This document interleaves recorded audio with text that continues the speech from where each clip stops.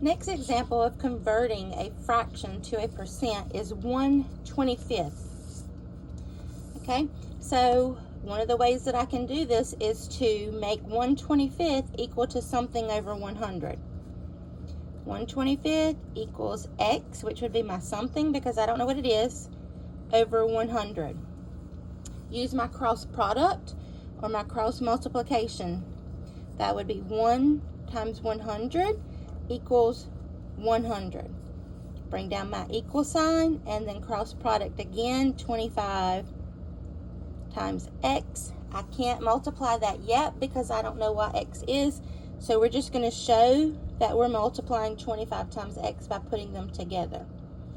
Then I'm going to use my inverse operation, which means the opposite operation of multiplication, because that's what we're using here. This is multiplication. So I'm going to divide both sides. This is what you have to really think about, because this is one of the most common mistakes. A lot of times kids don't know which one to divide by. Well, you divide both sides by the coefficient in front of the variable. So you wouldn't divide by 100. You wouldn't do 100 here and 100 here because there's no variable with this number. You're going to divide by 25 because it's on the same side as the variable, and we want to get that variable by itself. 25 divided by 25 is 1. Remember, there's an invisible x here that we don't have to write. Excuse me, not invisible x, an invisible 1 that we don't need to write. We just write x. So then we divide 100 divided by 25. Thinking about money, if I had $1, how many 25 cents are in $1? How many quarters are in $1? And that would be 4. So 4 is x, which means if I were to put 4 in the place of x here and multiply it, 25 times 4, I subbed in the 4 for the x, and I set it up and multiply it out. 4 times 5 is 20, carry my 2.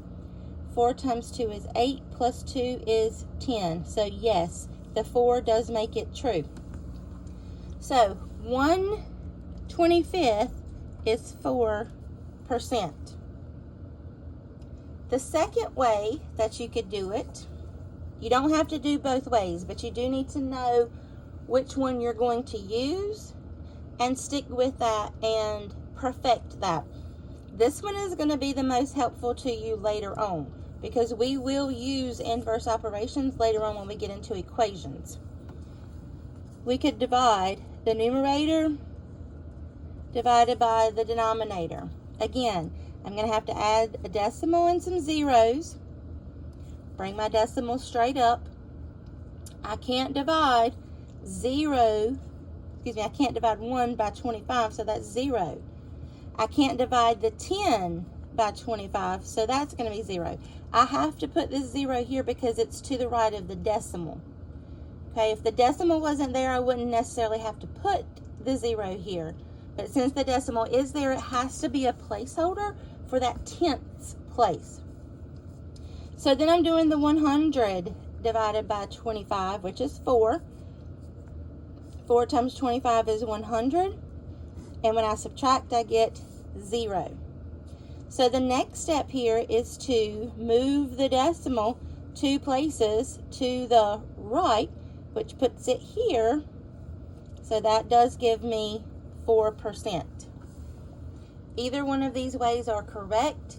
You need to choose which one you're going to use and perfect it. I would prefer you to use this way, making your your fraction equal to something over 100, because we will continue to use this method.